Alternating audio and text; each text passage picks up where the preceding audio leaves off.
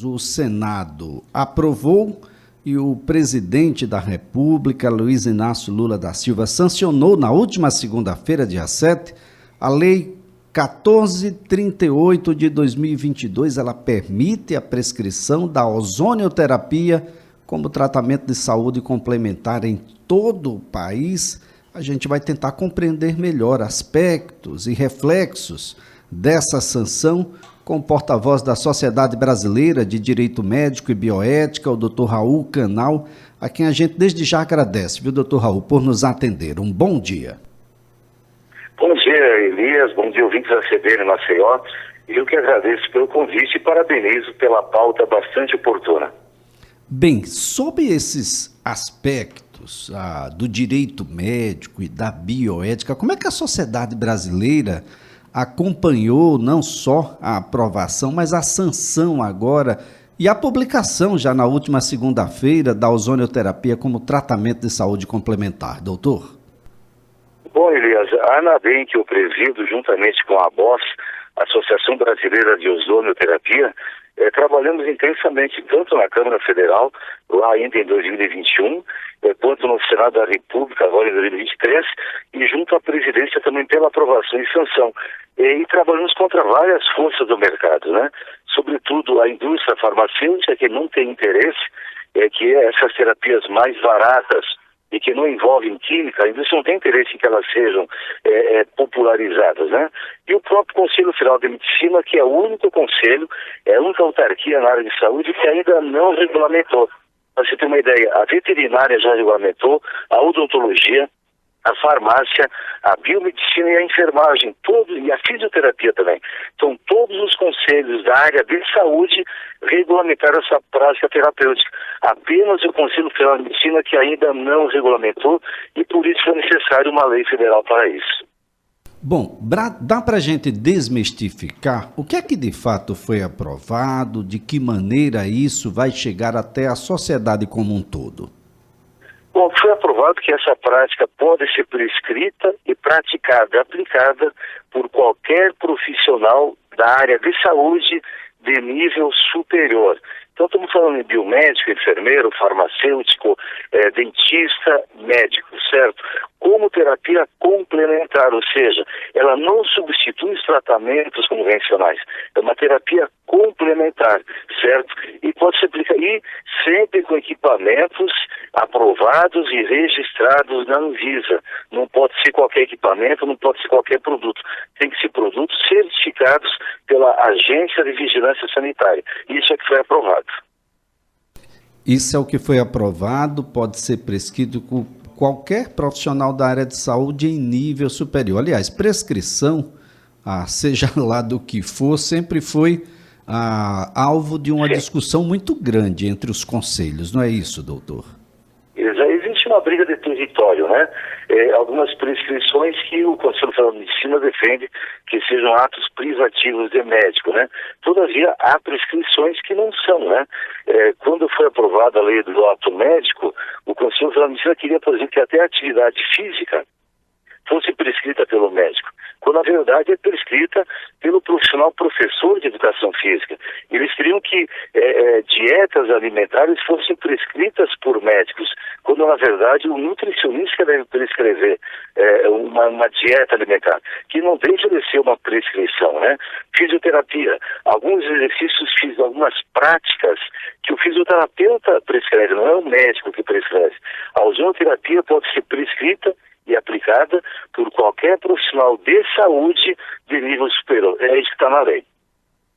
Bem, agora a lei traz também algumas responsabilidades no campo da ética, não é, doutor Raul? Como, por exemplo, a informação clara, direta ao paciente de que esse procedimento ele possui um caráter complementar, é uma delas. Sim. Olha, qualquer tratamento que você fizer, o médico, o dentista, o profissional que te atende, pelo Código de Ética da categoria, pelo Código Civil brasileiro e pelo Código de Defesa do Consumidor, ele é obrigado a esclarecer para você todos os riscos, todos os benefícios, todas as vantagens e desvantagens daquela terapêutica. Se você tem 2 ou 3 ou 4 alternativas terapêuticas, o profissional que te atende tem a obrigação legal de te esclarecer o que é cada uma delas, quanto custa cada uma delas, quais os benefícios que cada uma delas vai te trazer e quais os riscos para a tua saúde, para a tua vida, aquela terapia pode provocar. Isso é uma obrigação do profissional, qualquer que seja a terapia que ele for aplicar. Bem, tanto a ANADEM, a Sociedade Brasileira de Direito Médico e Bioética, como a Associação Brasileira de Ozonioterapia estiveram unidas aí pela aprovação da regulamentação da técnica. Mas segundo essas instituições, há que se ter capacitação, não basta ter apenas titulação superior em uma área da saúde, doutor? Então, veja bem, um médico, ele forma em medicina, ele está habilitado para exercer a medicina em qualquer especialidade, né? Toda vez que ele quiser fazer uma cirurgia do tórax, ele tem que fazer cirurgia geral primeiro, 3 anos, e depois mais a residência de 2 anos de cirurgia torácica. Cirurgia da apêndice digestiva, a mesma coisa. Cirurgia plástica, a mesma coisa. Qualquer área ele tem que se especializar. Então, não basta ser médico, não basta ser farmacêutico, não basta ser dentista. Tem que fazer um curso de capacitação em ozonioterapia. Como usar o ozônio, em quais circunstâncias ele usa e como aplica. O ozônio se pode aplicar pela via, por inflação retal, ou seja, pelo ânus mesmo, por inflação vaginal, pode ser endovenosa, pode ser intramuscular, pode ser intra-articular, entre as artículas, ele só não pode ser inalado. O ozônio inalado respirado, ele é tóxico, e em quantidade grande pode até levar ao óbito, entendeu? Então, o profissional tem que saber, tem que fazer um curso de capacitação, um treinamento nessa área específica, para depois poder aplicar com responsabilidade. Bem, em nota, o Conselho Federal de Medicina se manifestou dizendo que os trabalhos ainda são incipientes e que não oferece aos médicos e aos pacientes a certeza de que a ozonioterapia seria eficaz e segura. Como é que isso foi recebido aí pelas instituições que estão ao lado da ozonioterapia? Sim. Veja bem, o Conselho Federal de Medicina, e isso é totalmente compreensível, não é uma crítica, ele é extremamente conservador e cauteloso. Nós estamos lidando com saúde humana e com vidas humanas, ele tem que ser cauteloso, né? Se você lembrar, nas décadas de 70, 80, até meados de 90, o Conselho Federal de Medicina era contra a acupuntura. Inclusive o médico que praticasse e divulgasse a acupuntura, ele sofria processos ético-profissionais, por ser uma prática não regulamentada. Em meados de 90, o Conselho Federal regulamentou a acupuntura. Hoje é uma especialidade médica reconhecida pelo CFM e, inclusive, a acupuntura passou a ser um ato médico também, de acordo com o CFM. A telemedicina, nós já dispunhamos de recursos tecnológicos há muitos anos para fazer a telemedicina. Todavia, o Conselho Federal somente regulamentou a telemedicina por necessidade absoluta no meio da pandemia.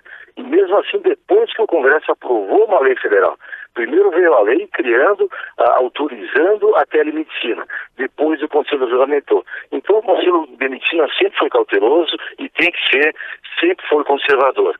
Estudos clínicos existem várias publicações científicas, todavia não é aquela quantidade gigante, enorme. Por quê? Uma pesquisa clínica custa caro, custa muito dinheiro. E quem geralmente patrocina uma pesquisa clínica é a indústria farmacêutica. E nesse caso, a ozonioterapia é totalmente contrária aos interesses econômicos da indústria farmacêutica. Então é difícil se achar patrocínio para realizar uma pesquisa clínica. Agora, a eficácia clínica, a casuística de resultados, nós temos milhares, temos milhões. Desde a Primeira Guerra Mundial, que não é uma novidade. Na Primeira Guerra Mundial, os soldados americanos já se valiam da ozonioterapia. Vamos lembrar que na Primeira Guerra nós não tínhamos antibiótico ainda. A penicilina só foi descoberta por Alexander Fleming em 1928 e foi usada pela primeira vez no Reino Unido em 1942 e passou a ser usada em larga escala a penicilina, o antibiótico, a partir da Segunda Guerra Mundial. Mas na Primeira Guerra Mundial, quando não tínhamos antibiótico ainda, os soldados se tratar os seus ferimentos, as suas infecções, os seus processos inflamatórios com ozonioterapia. É super importante essa sua manifestação, Raul, uma vez que as pessoas têm muitas mensagens aqui chegando e pedindo, olha, onde é que a gente usa mais frequentemente? Qual é a indicação da ozonioterapia? Tem gente dizendo que tem câncer, tem gente dizendo que tem outras doenças. O que o ozônio faz? O que é o ozônio? Nós todos defendemos a camada de ozônio, né? Isso. Ela tinha 2 átomos de oxigênio, ela sofreu uma descarga elétrica e ela passa a ter 3 átomos de oxigênio. Então não é mais O2, passa a ser O3. Essa camada de ozônio que sai na nossa atmosfera, que é o oxigênio, que teve descargas elétricas das nuvens, esse ozônio nos protege a todos contra os malefícios, efeitos maléficos da radiação ultravioleta do Sol. Então, esse mesmo ozônio que está lá na atmosfera, que nos protege do ultravioleta do Sol, é o ozônio que nós usamos aqui para tratar um tecido magoado, um tecido ferido, um tecido necrosado, entendeu? A regeneração tecidual. Então, em caso de queimaduras graves, feridas crônicas, eu vi vários casos de pele diabético, uma ferida aberta há 10, 15, 20 anos, tratada com química que não recuperava, com 60, 90 dias de ozônio, regenerou totalmente o tecido. Era um pé, uma perna que o cirurgião vascular iria amputar, e esse tecido se recuperou simplesmente com tratamento de ozônio. Dores crônicas de articulações. Os dentistas utilizam, ao invés de usar o antibiótico profilático, que o antibiótico não é bom profilaticamente, porque o antibiótico ele cria resistência das bactérias. A gente trata às vezes uma gripe com antibiótico e na verdade a gripe é viral. O antibiótico não mata o vírus, só mata a bactéria. O ozônio, ele mata a bactéria, ele mata o vírus e mata o fungo. Então, num processo infeccioso, quando você tem dúvida se é vírus, se é bactéria, se é fungo, você usa o ozônio e ele mata qualquer uma dessas colônias microbianas. Então, ele é bactericida, ele é antisséptico, ele é antiviral e ele é antifúngico. E não provoca mal nenhum e não cria resistência dos micróbios. Então, uma pessoa que tem conhecimento científico, que se dedicou a estudar o ozônio, e não apenas por uma posição filosófica ou interesse econômico, se ela tiver um conhecimento científico aprofundado e estudar o ozônio, e tiver uma formação humanitária, tiver caridade com seus semelhantes, não tem como ela ser contra a ozonioterapia. E, além de tudo, Elias, é uma terapêutica extremamente barata, muito mais barata que um tratamento químico. Agora, Raul, como é que é a ozonioterapia no mundo? Como é que vocês têm observado aí a ozonioterapia chegando até os grandes centros? Olha, em países da Europa, como a Alemanha, a Itália, a França, em países asiáticos, ela é usada normalmente. O Brasil é o primeiro país a aprovar uma lei federal para regulamentar isso. Nos demais países, quem regula é o Conselho de Saúde, ou o Conselho de Medicina, lá eles são de colegiados, né? Colégio médico, ou é o Conselho de Medicina, os conselhos de classe, de farmácia, de bioquímica, de biomedicina, eles é que regulamentam. Então, na maioria dos países da Europa, na América do Norte e na Ásia, no Japão, a ozonioterapia é utilizada há muitos anos e em larga escala. No Brasil também é utilizada, todavia, não pelos médicos, por outros profissionais de saúde. Alguns médicos o fazem, todavia não divulgam para não terem conflitos éticos com o seu conselho de classe. Agora, Raul, bom, a lei foi aprovada, sancionada, já estamos aí com a publicação desde a última segunda-feira, dia 7. Quais são os próximos passos a seguir? Ela já está liberada, devidamente liberada, todos os profissionais sim. em que a lei alcança já podem fazê-la? Uma coisa curiosa, Elias, é que o Ministério da Saúde, através da sua ministra, mandou um ofício ao presidente Lula sugerindo que ele vetasse a lei. O Ministério é contra. Todavia, a ozonioterapia está no rol de procedimentos do SUS. Então, se o hospital privado já aplicava antes da lei, aplicando a ozonoterapia, o SUS indenizava, o SUS paga. Então, está no rol de procedimento do SUS, está no rol de procedimento da ANS. Então, quer dizer, o próprio Estado, antes da lei, já havia reconhecido a ozonoterapia como uma prática consagrada. Tanto que está no rol da ANS e está no rol do SUS também. Raul, para a gente concluir aqui a nossa conversa, qual é o reflexo disso a partir de agora? A gente deve ter sociedades regionais, conselhos, algum órgão que reúnam aqueles que trabalham com a ozonioterapia e para que isso possa nos dar mais estudos científicos para o futuro, para que isso possa... É isso que deve acontecer? Na verdade, nós já temos duas entidades constituídas há muitos anos no Brasil.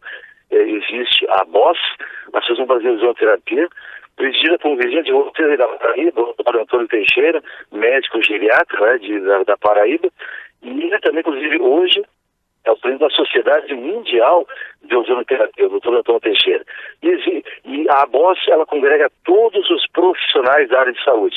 E tem a SOBOM, que é a Sociedade Brasileira de Ozonoterapia Médica, é só de médicos, presidido pela doutora Maria.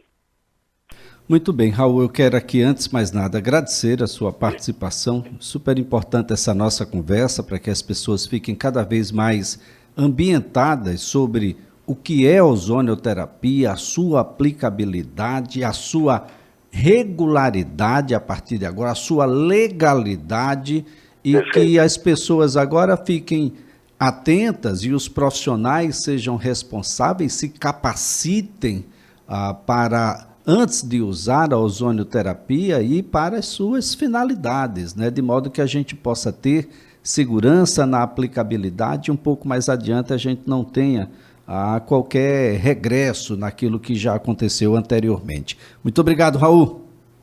Obrigado, Elias. Obrigado aos seus ouvintes e um ótimo dia. Olha, Raul Canal é porta-voz da Sociedade Brasileira de Direito Médico e Bioética. Eu lembro que o presidente Lula sancionou a Lei 1438 de 2022. Ela permite a prescrição da ozonioterapia como um tratamento de saúde complementar em todo o país.